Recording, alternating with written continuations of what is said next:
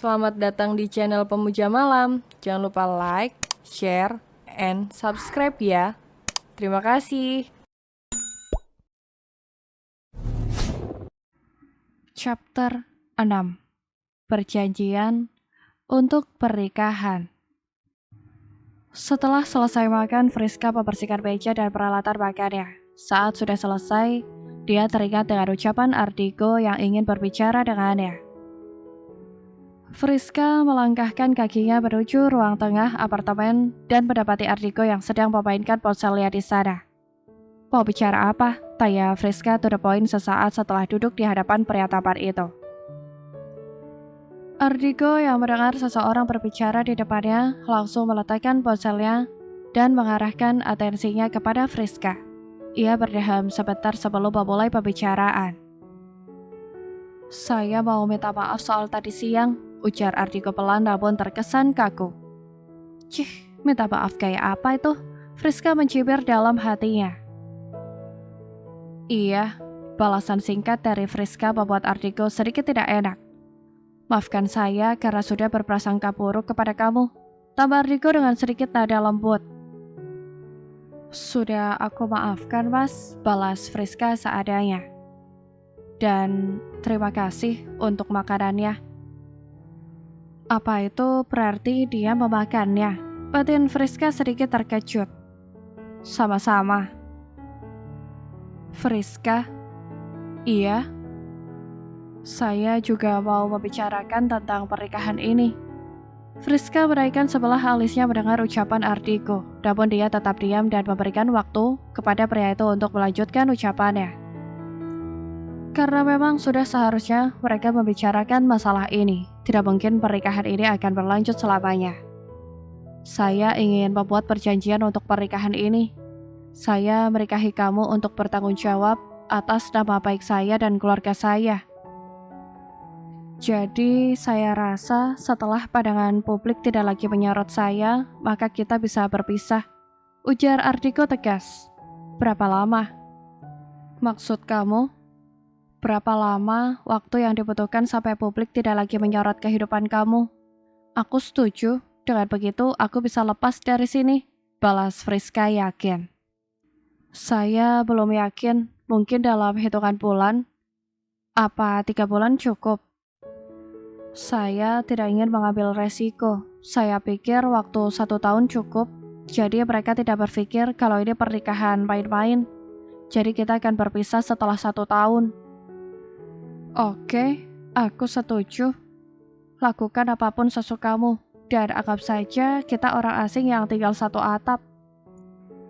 Tenang saja, aku manusia yang tahu diri kok, balas Friska sarkastik. Baguslah kalau begitu, saya tidak perlu repot-repot membuat peraturan tertulis dalam pernikahan ini, balas Ardigo enteng. Apa aku boleh meminta sesuatu? Ujar Friska. Ardigo tersenyum remeh mendapat pertanyaan dari Friska. Dia sudah mulai menunjukkan sifat aslinya, batin Ardigo. Katakan,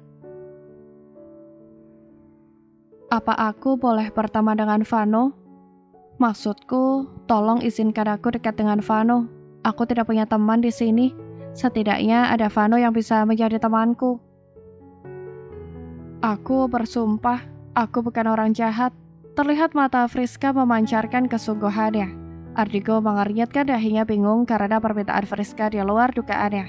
Ia berpikir Friska akan meminta uang ataupun harta miliknya.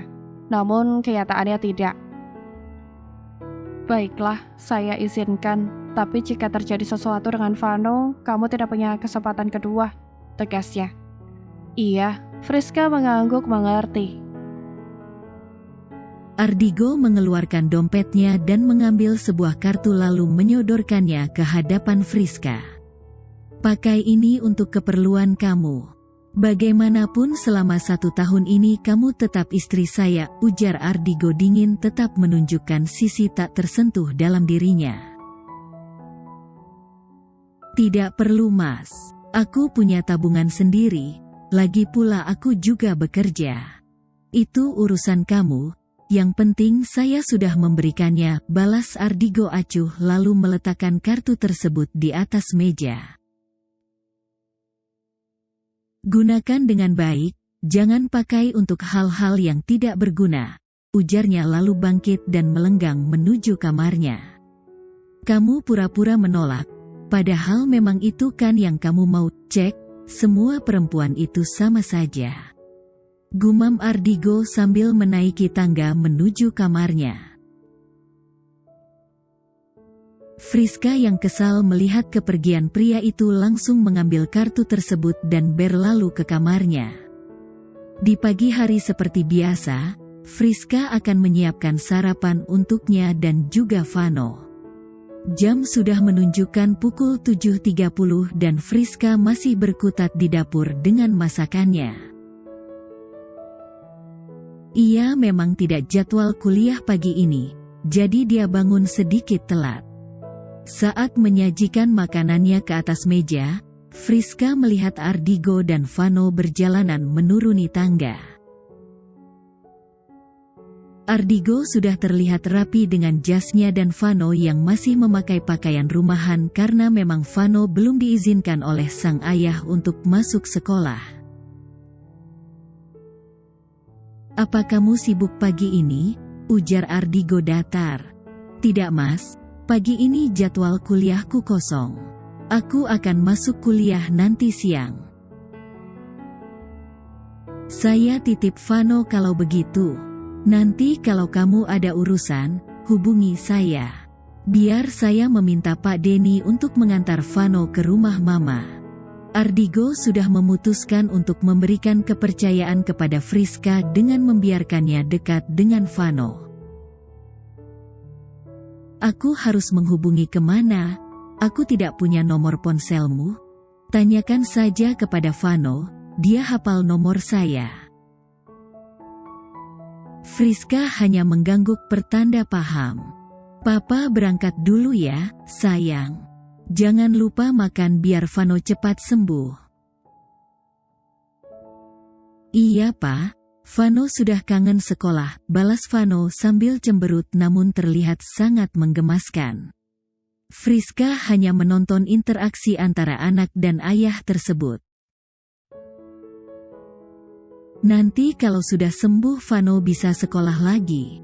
Papa berangkat dulu, kalau ada apa-apa minta tolong Tante Friska untuk menghubungi Papa," ucap Ardigo sambil mengecup puncak kepala putranya itu. "Hati-hati pa," balas Vano. Ardigo langsung berlalu tanpa berpamitan kepada Friska. "Semoga 1 tahun ini cepat berlalu," gumam Friska pelan. Setelah kepergian Ardigo, Friska mendekati Vano.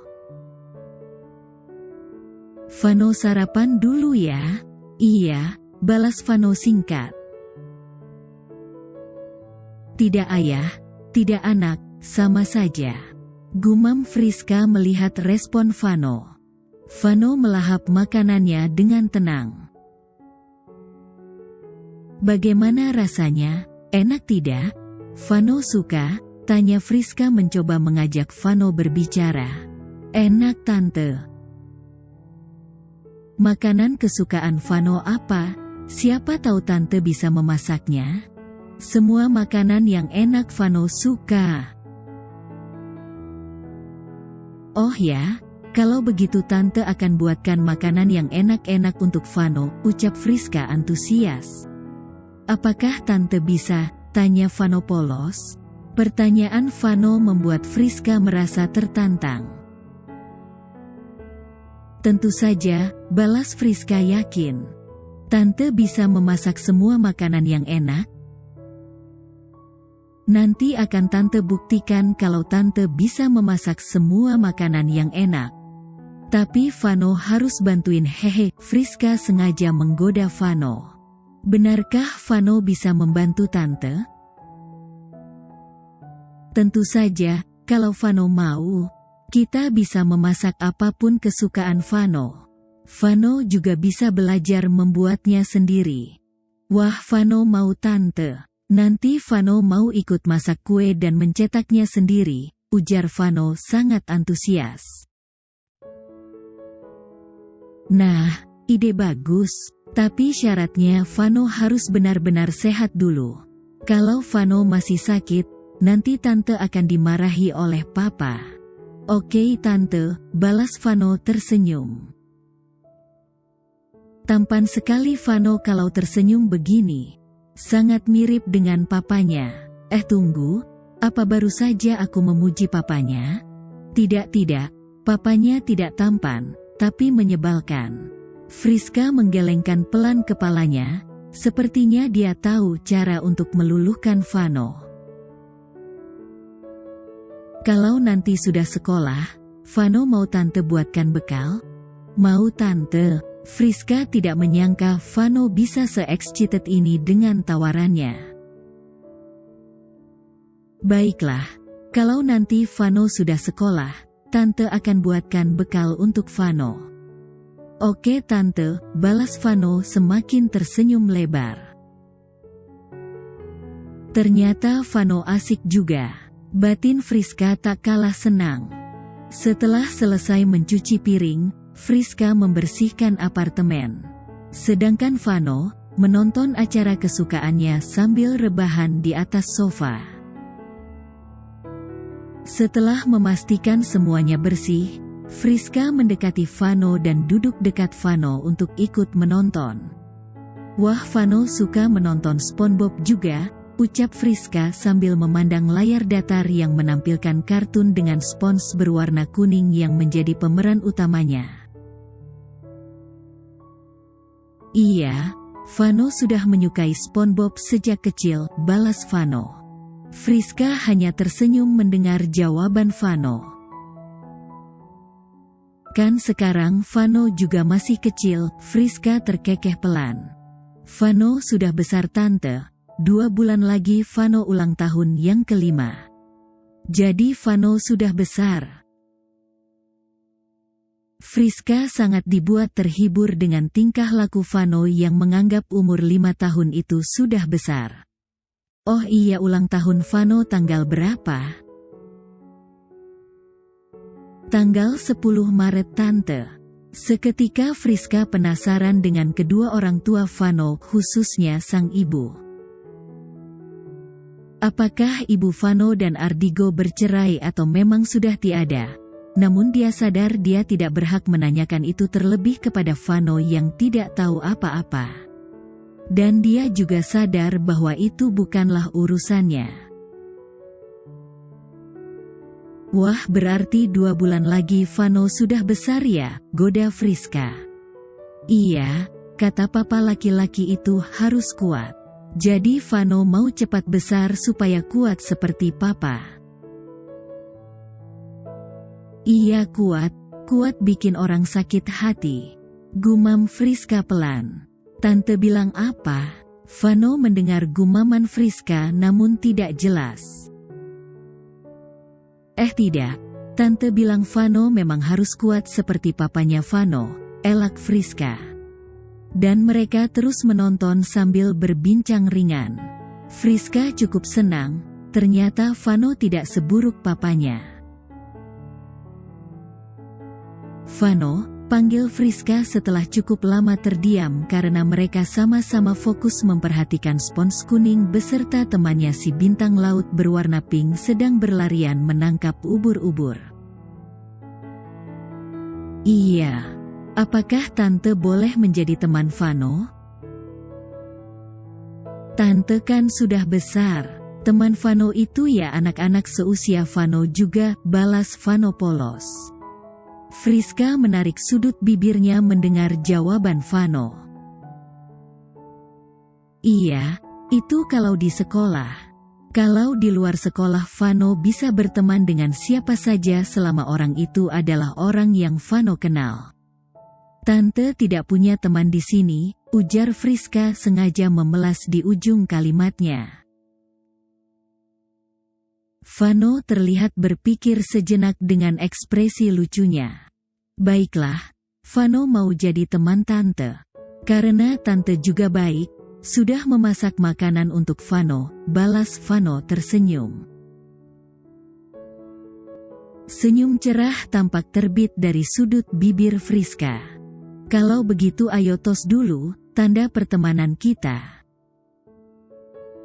Ucap Friska sambil mengangkat kepalan tangannya ke depan Vano dan dibalas oleh Vano. Jam sudah menunjukkan pukul 12.30 siang dan Friska sudah rapi dengan pakaian ke kampusnya. Vano juga sudah terlihat rapi dan tampan dengan setelan celana pendek selutut dan kaos polos berwarna putih. Friska tadi memandikan Vano di kamar mandi dalam kamarnya. Sebelum itu, dia meminta Vano untuk mengambil pakaian dan seluruh perlengkapan mandinya di kamar Ardigo. Mereka terlihat akrab setelah resmi menjadi teman.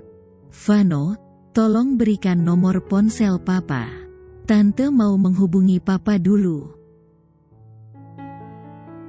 Vano pun menyebutkan nomor ponsel yang sudah dihafalnya di luar kepala tersebut. Friska mengotak-atik ponselnya lalu meletakkannya di telinga sebelah kiri menunggu seseorang di seberang sana mengangkat panggilannya. Halo. Halo Mas. Ini aku Friska, ucap Friska gugup. Seketika nyalinya menciut saat mendengar suara bariton dari seberang telepon. Bahkan meskipun lewat sambungan telepon, aura dingin tetap saja terasa dan menghadirkan sensasi aneh. Ada apa? Aku mau mengatakan kalau sebentar lagi aku akan ke kampus. Friska sangat jarang pergi ke kampus di siang hari karena dia mengambil jam kuliah pagi. Sebenarnya hari ini Friska libur, namun karena dia harus mengumpulkan semua tugas-tugasnya, terpaksa dia harus pergi ke kampus. Lalu hubungannya dengan saya apa? Friska memutar bola matanya jengah. Orang ini benar. Apa dia melupakan anaknya? Batin Friska kesal. Bagaimana dengan Vano? Aku tidak tahu rumah Mama di mana. Jadi aku tidak bisa mengantarnya, timpal Friska lirih di ujung kalimatnya. Astaga, saya lupa. Ya sudah, tunggu saja di situ, saya akan meminta sopir Mama untuk menjemput Vano. Oke. Vano sudah makan? Sudah, dia juga sudah mandi dan rapi. Kamu yang mengurusnya? Pertanyaan Ardigo yang terdengar konyol di telinga Friska. Memangnya di sini tadi ada siapa lagi? Balas Friska malas. Baiklah, saya hubungi Pak Denny dulu. Sambungan telepon pun terputus. Kita tunggu Pak Denny dulu ya menjemput Vano, ujar Friska sambil memakaikan sepatu Vano. Oke Tante.